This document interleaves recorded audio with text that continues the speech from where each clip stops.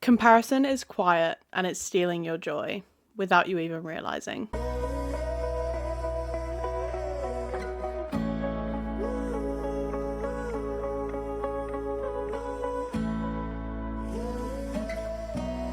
Hi everyone, welcome back to your regularly scheduled self-reflection. I am Tash and this is Things We Say in Therapy, snack-sized deep dives, episode 5. Just a little snackable deep dive into a mental health topic to encourage self-reflection and to improve your mental health. We all do it. We see someone else's success, someone else's relationship, body, life in general, and then we immediately measure ourselves against it. It's automatic. Our brains are naturally wired to size up competition, but the cost is hidden and how you handle it matters. So today we're unpacking the silent cost of comparison and how it quietly eats away at your confidence, your focus, and your inner peace. This is one of those things we say in therapy that people don't want to hear but need to. This is uncomfortable on purpose, so let's call it like it is. So let's start with the psychology of comparison. A well-known theory within psychology is the social comparison theory. I actually wrote about this in my master's thesis. My thesis was on how social comparison affects Gen Z's motivation to work a 9-to-5 and how influencer culture affects that and stuff. It was quite interesting. But this theory is basically the idea that we naturally compare ourselves to other people and we evaluate the value, the success, the happiness of our life against what other people have. Because when we feel like we have a better life than someone else, it's a hit of dopamine. We feel like we've one-upped somebody. Everyone does it, and if you say you don't, you're lying. It's just a natural thing we do to make ourselves feel better. But then that often backfires because when we evaluate ourselves against other people and we judge someone else's experience as being better than ours, we then feel worse about ourselves. But the reality is that we only see the positives mostly in other people's lives, especially with social media. So let's talk about highlight reels versus behind the scenes.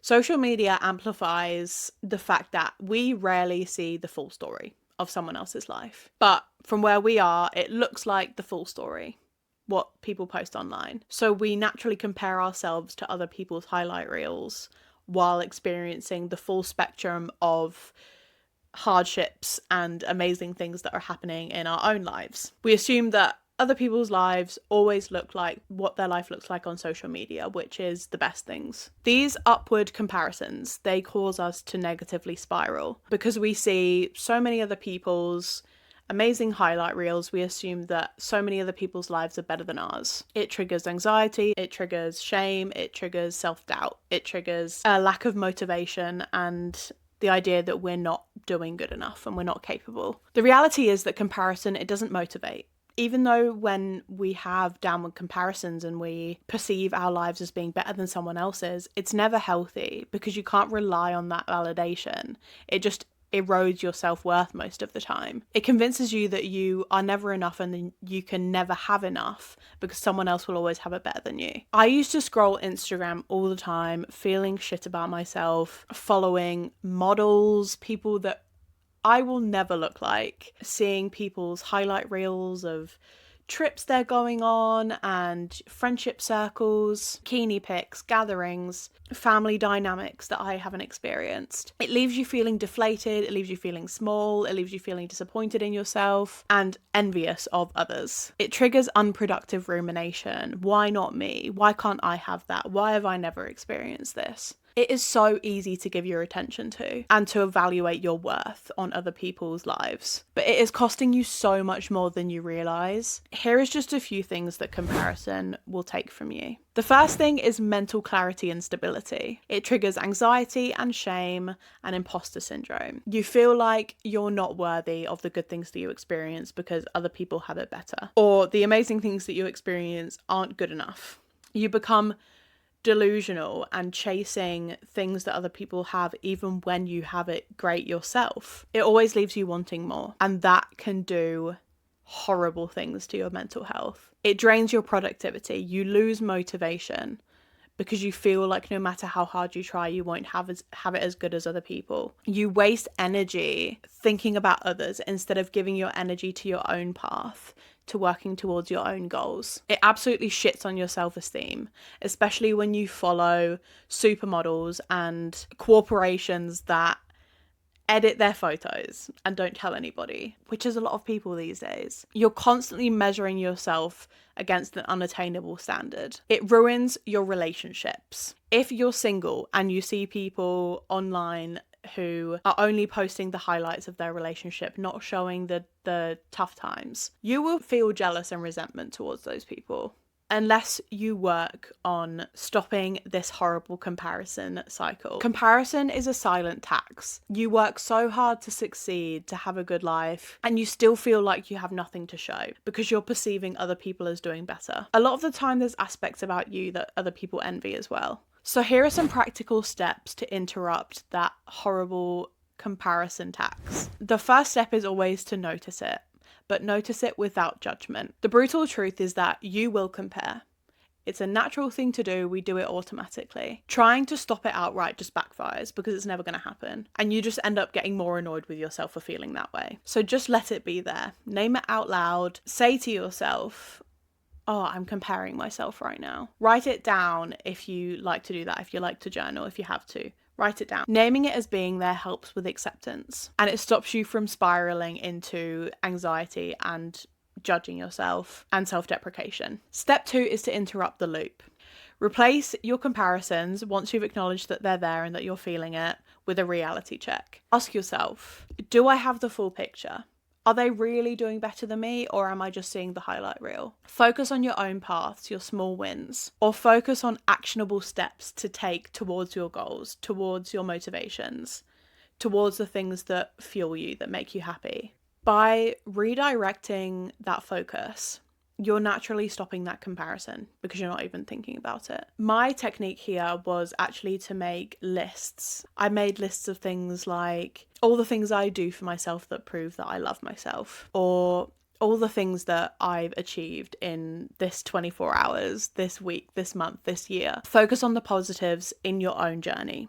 The key is to focus on your own journey. Step 3 is to shift your energy towards measuring against yourself instead of other people. Ask yourself, am I progressing in the direction that I want to? Am I learning? Am I growing? Am I being kinder than I was yesterday? Because the only competition that you need to have is you yesterday or you a year ago. Your achievements, your future, your goals, they're all relevant to you. So why are you comparing them to somebody else when someone else's journey is completely different to yours? It doesn't make any sense when you think about it, because everyone has a completely different environment growing up, a completely different journey, different roadblocks. They went to different schools.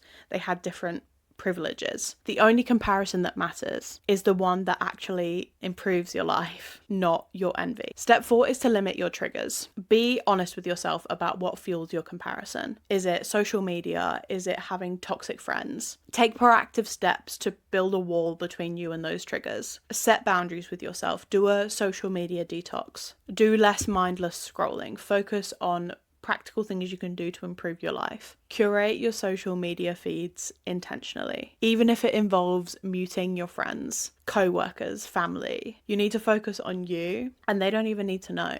It may even improve your relationships with them. When I realized that I needed to do this to improve my mental health, I unfollowed and blocked so many accounts, and I started following ones that inspire action, that are about feminism, that intrigue me, that motivate me, things that I'm interested in, hobbies that I could start, that I think are cool. I started following people that look like me, people that build others up, mental health accounts. I immediately blocked accounts that I saw that had damaging content for me, like things about diets and food restriction, people who look nothing like me that I will never look like. I also took myself completely away from the screens sometimes, and it helped tremendously with focusing on my own life instead of focusing on other people's lives. Step number 5 is to recognize that it's a practice and not perfection. You will compare, you will scroll occasionally, you will envy other people,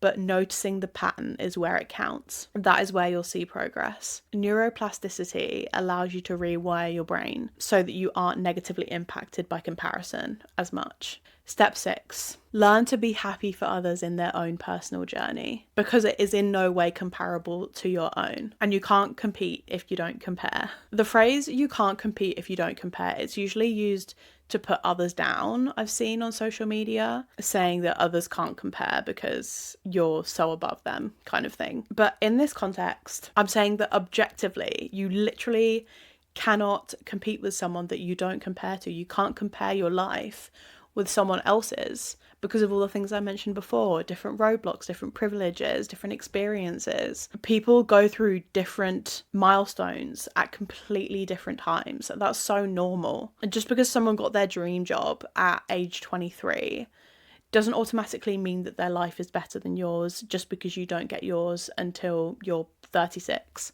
There's no set criteria, there's no set timeline that you have to do things or for when things should happen for you. Learn to be happy for them. Their success is not your failure. Comparison is quiet, but it's costly. It steals your joy, it steals your energy, it steals your focus, and it takes time away from you working on what really matters. Doing things for yourself in your own life, finding what gets you out of bed in the morning and what makes you unapologetically yourself. The goal isn't perfection or never comparing yourself to other people. It's just noticing it and redirecting it into something positive. Your life doesn't need to look like anyone else's. Progress, it's internal, not external, and you don't need to prove anything to anyone. Thank you so much for listening to Snack Size Deep Dives episode 5. Make sure you send this to somebody who might be struggling with comparison and self-worth. I release these mini deep dives every single Thursday, so hit the notification bell so you don't miss one. I also post longer, more in-depth episodes on Mondays, so you won't miss those either. Links are in the description below for my social medias. I'm on Instagram and TikTok, and I post mental health content daily for honest conversations about mental health and for self-reflection. I really hope you got something valuable from this episode. Thank you so much for listening. I'll see you again. Bye.